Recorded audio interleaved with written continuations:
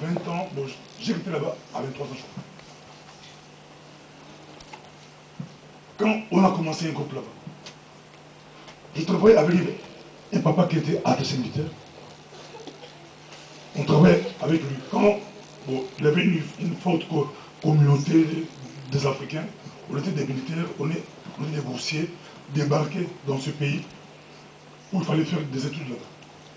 D'autres, il fallait faire la médecine, d'autres, il y avait beaucoup de cours, académiques, des positions. Mais, comme chrétien, il fallait faire quelque chose. Il y avait un frère qui est maintenant à Londres, Eric Ngouaki, qui est aussi messager, lui était là avant moi. Quand il m'a vu, j'étais très content, il dit, ah, je suis très content de te voir un peu. Il y avait aussi un frère qui est maintenant aux États-Unis, qui était là, on s'est vu, on va travailler. Le temps qu'on s'est préparé pour commencer à travailler, l'attaché militaire a voyagé.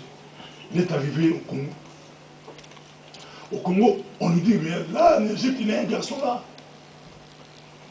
qui est pasteur. Bon, j'étais berger, mais on dit, qui est pasteur. Ah bon? Ah, le fils de... il rêvait. Il rêvait, il me convoque. Il dit, moi je suis homme de Dieu, j'ai toujours rêvé. Avant, je travaillais ici comme attaché militaire adjoint. J'étais accusé de faire le prosélytisme, de gagner. Son titulaire était un vrai païen, qui est aussi mon oncle, qui l'avait accusé d'être rapatrié en militaire. Arrivé au Congo, Dieu l'a fait grâce, on lui a accusé, mais c'est lui-même qu'on a envoyé encore en Égypte pour remplacer la personne qui l'avait accusé. Il dit maintenant, je vais travailler, mais je vais bien travailler avec toi. Il dit, d'accord.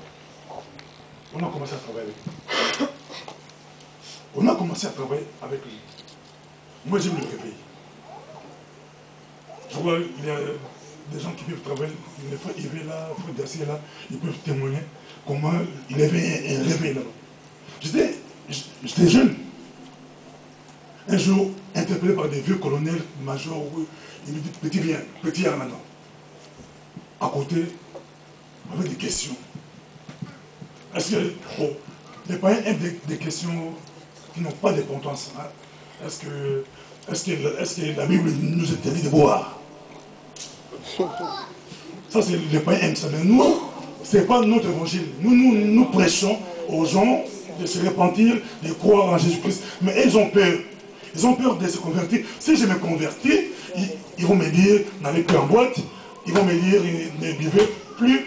Ils vont me dire, ne faites pas ceci. Mais ce n'est pas ça notre évangile. Nous prêchons Christ. Nous prêchons Christ. Et c'est lui-même qui fait le travail. C'est lui-même qui agit.